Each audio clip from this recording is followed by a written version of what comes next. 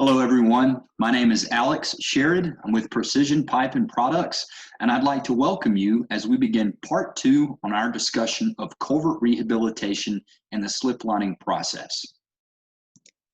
As we begin, we're going to take a look at the following questions. What is trenchless rehabilitation? What are the common trenchless rehabilitation methods? What is the slip line installation process? And review of a project case study. So what is trenchless rehabilitation? Well, it takes maximum advantage of the remaining usable structure of pipe so that the pipe is returned to its initial condition or better. These methods have less impact on the public as they can be done inside the host pipe without the need to close down the roadway. Trenchless rehabilitation is appropriate when the culvert has lost structural integrity, but it has not completely failed or collapsed. So what are some of the most common trenchless methods? The vinyl wrap, the cured in place liner, spray-on liners, as well as rigid liners. So why do we rehab the entire structure and not just patch the bottom invert? Well, as discussed in part 1, corrugated metal deteriorates with age. When the invert rusts, there are 3 things that can happen. First, the bedding and backfill under and around the pipe is no longer supported and is allowed to enter the stream of water, and the water washes away any material that can be dislodged. Secondly, because part of the circumference of the pipe is gone, it is no longer able to retain the soil in the position as engineered for a stable structure. This affects the ability of the pipe to resist the weight above, and their circumference begins to change. And lastly, if water is allowed access to the annular space between the culvert and the surrounding soils, unchecked pressure can build and eventually force the culvert sections to separate, further degrading the performance and safety of the structure. For these reasons, paving of the eroded invert is typically a band-aid fix, and it does not properly address any structural issues that come from the loss of the invert. So there are several factors to consider when determining which is the best trenchless rehab solution for your project. They include understanding the flow capacity, the design life or period of time for which the alternative solution is estimated to maintain structural integrity, increased structural integrity, or the ability of the rehabilitation method to increase the overall structural integrity or strength of the culvert, adaptability of the solution's ability to be expanded upon or altered in the future, the total estimated costs, including contingency and design fees, as well as materials and construction, the environmental impact, and the amount of detrimental impact to the surrounding environment and the effects upon the stream due to alternative implementations, community and traffic disruption, which is the amount of disruption to traffic flow, business operations, and the daily life of the community, the estimated construction time for any alternative to be completed and constructed, the permitting difficulty or the amount of difficulty and labor related to obtaining proper permits for the alternatives construction, and finally, contractor availability, or the overall availability of relatively local contractors to construct the alternative. So at Precision Pipe and Products, we have a great decision-making matrix available at our website, www.infrasteel.com, which you're going to take a look at, which is a tool that aids in assessing which reline and rehabilitation solution is right for your project. So you'll see it looks just like this with 3 tabs down at the bottom to guide our decision making. And we'll first start over here with defining our priorities and our options available to us. So step 1 tells us to assign a number between 1 and 10 for each criteria, with 10 being the most important, 1 being the lowest, 10 being the highest. And you can see we have all 10 of our different project criteria listed here with a short description on the right. I'm going to fill in this information with some numbers to show you how this matrix operates.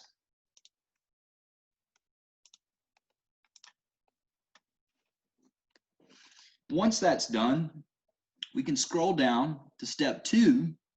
We have the option to add, remove, or edit any of the following rehabilitation options.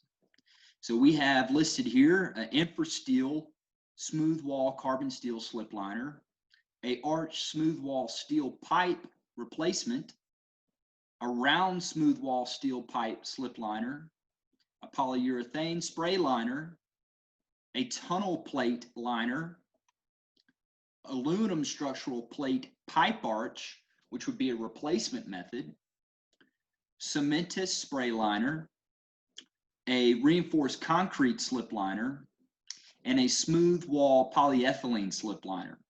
And we do have room to add different options, but we will go with the ones we have currently listed.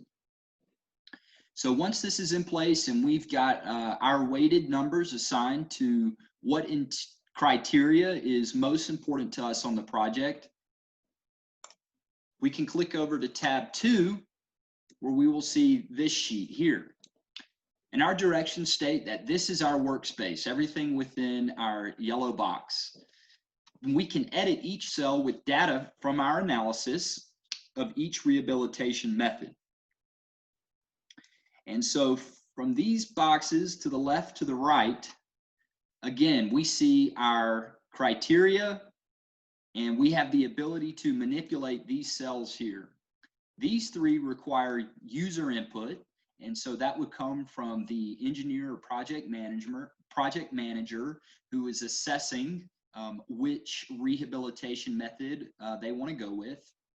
And then from cells E through J, we have a drop-down menu that allows us to weight how effective these rehabilitation methods are at accomplishing the desired criteria or end state.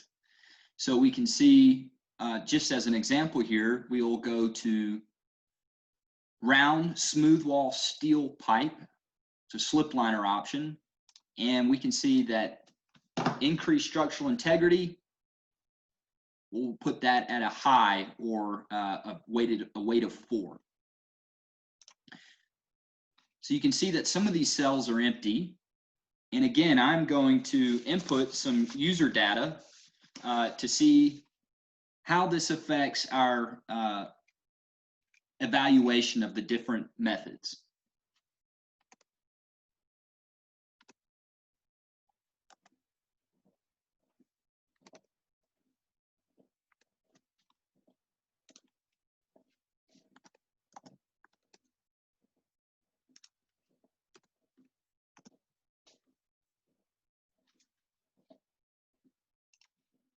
We're going to jump over here to the increased structural integrity in our polyurethane spray liner. We're going to put that as a low as far as that method's ability to increase the structural integrity. Community disruption. Well, with an aluminum structural plate pipe arch replacement, we would have to dig up the existing roadway. And we're going to say that is an extreme disruption to the community, having to cut and replace the roadway. And again, over here on permitting difficulty, we'll put our polyurethane spray liner at a moderate difficulty and our cementous spray liner at a moderate difficulty. Over here with contractor availability, under our infrasteel smooth wall carbon steel slip liner, we'll put that at a moderate. And with our round smooth wall steel pipe, It's common material. A lot of contractors know what they're working with. We will put that at high. Total estimated construction costs. We'll put this project at $650,000. And we will put our construction contingency down here for our smooth wall polyethylene slip liner at $60,000. And finally, our last cell to be filled in, our design and construction administrative costs for our RCP slip liner at $70,000. So over here on the far right column, we can see where our total project costs are tallied, taking everything into account from cells K through M.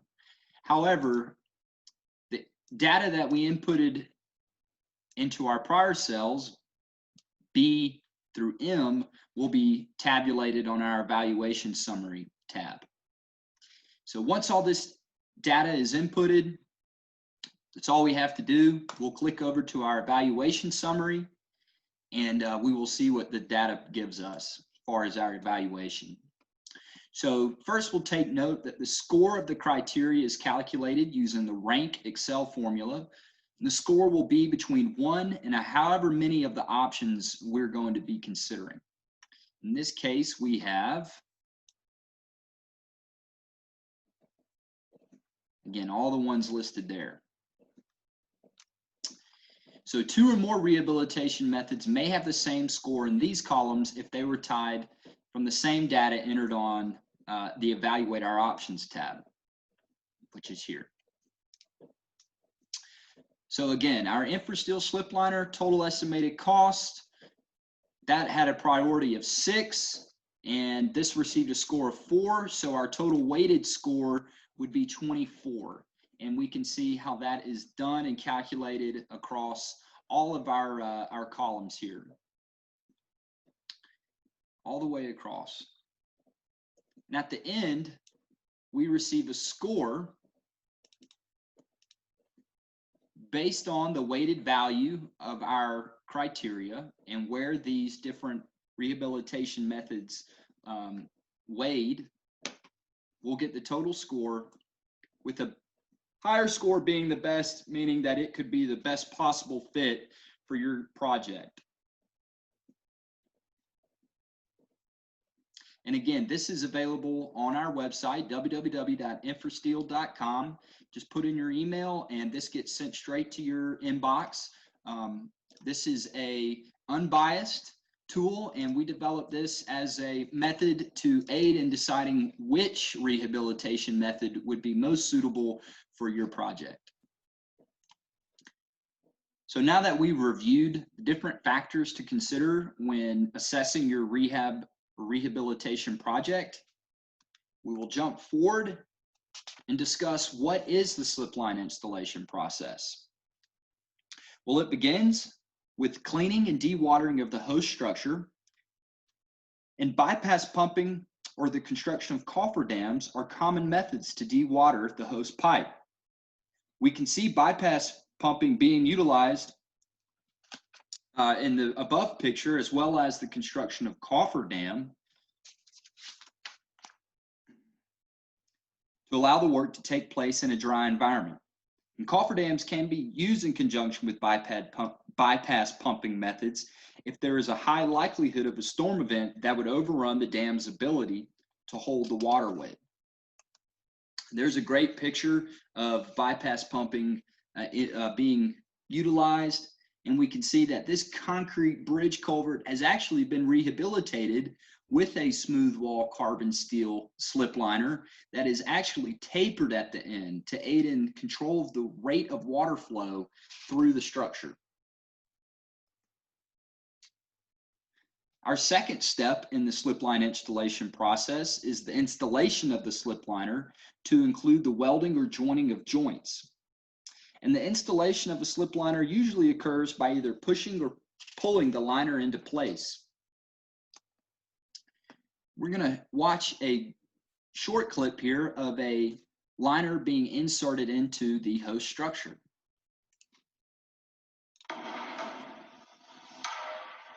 Here we have a smooth wall steel liner being pushed into place with a standard piece of equipment, a track hoe. And you can see that that liner is actually being slid on top of some channel iron, it looks like, as it's being inserted into that corrugated metal pipe culvert.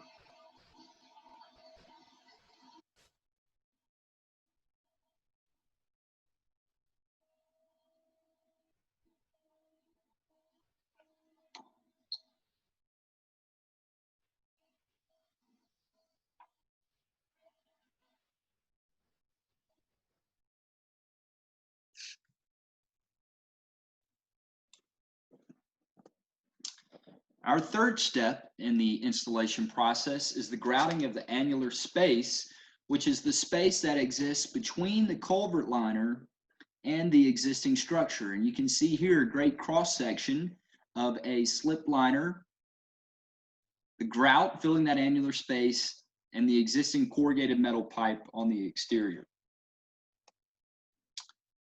So grouting can be accomplished utilizing pre-installed grout ports in the top invert of the liner or by horizontal grout injection methods. Different slip line materials may require a specific grout PSI at the point of injection. So the above photos show two slip line pipes in the state of Maine. The figure on the left shows a proper grouting finished product. The grout is uniform around the entire circumference of the pipe. However, in the picture on the right, the liner pipe is resting on the hose pipe. Now, this can result in point loads on the liner in the future. And also take note that the voids are gathered in the grout, and this must be avoided to help ensure the longevity of the slip liner.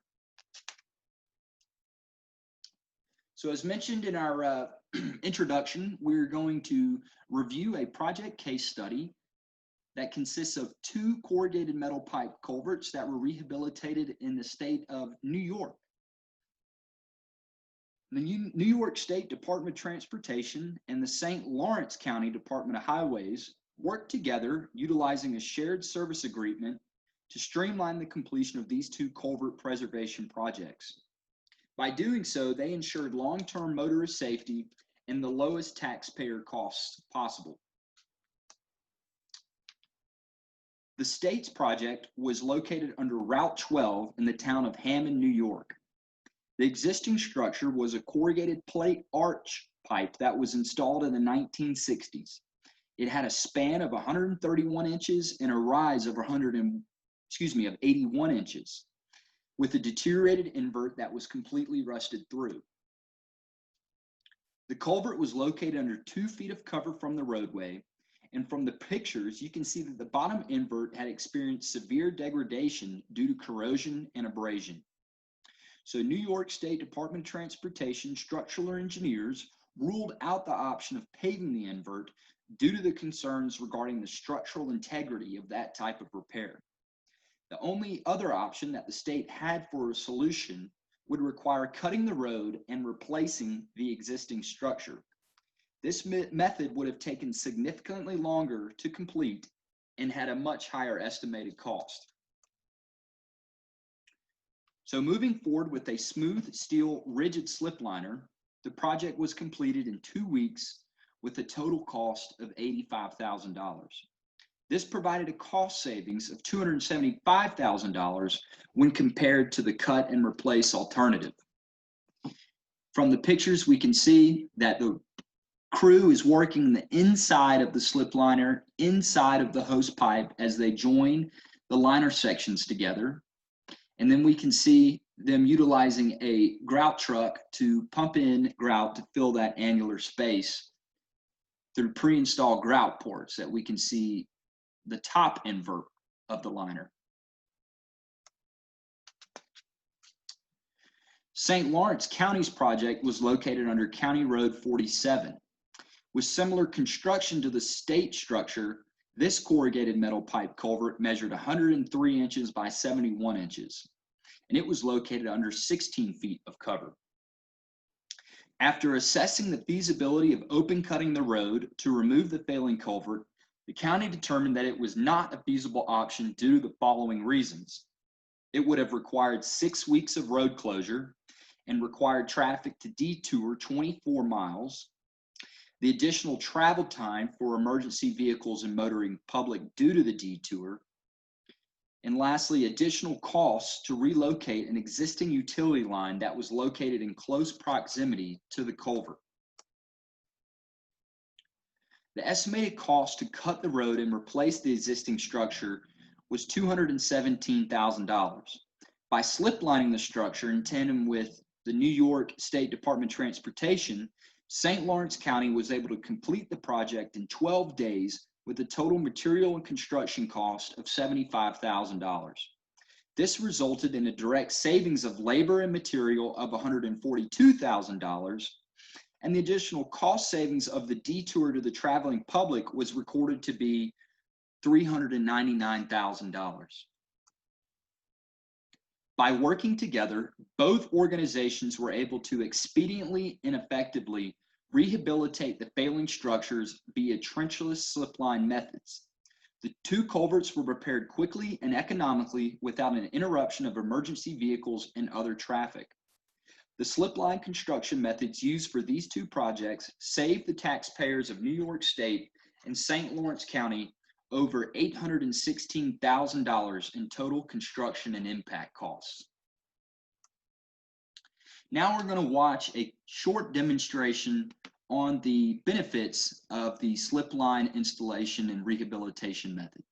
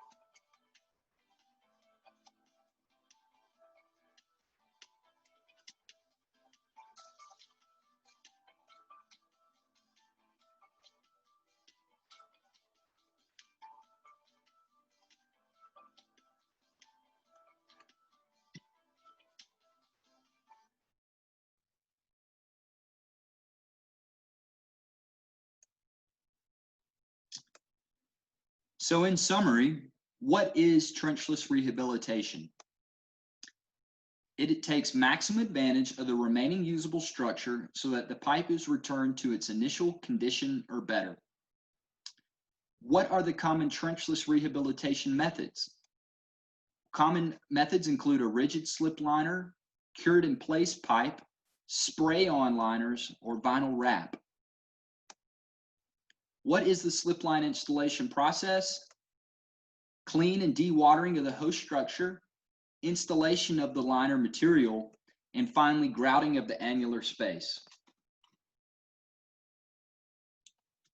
I'd like to thank everyone for joining us in part 2 on our discussion on culvert rehabilitation and the slipline process, and hope that you've been able to take away some information on factors to consider when assessing what rehabilitation solution is appropriate for your project.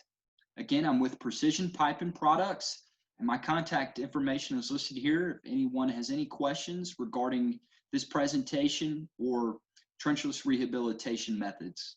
Look forward to seeing everyone again soon. Thank you.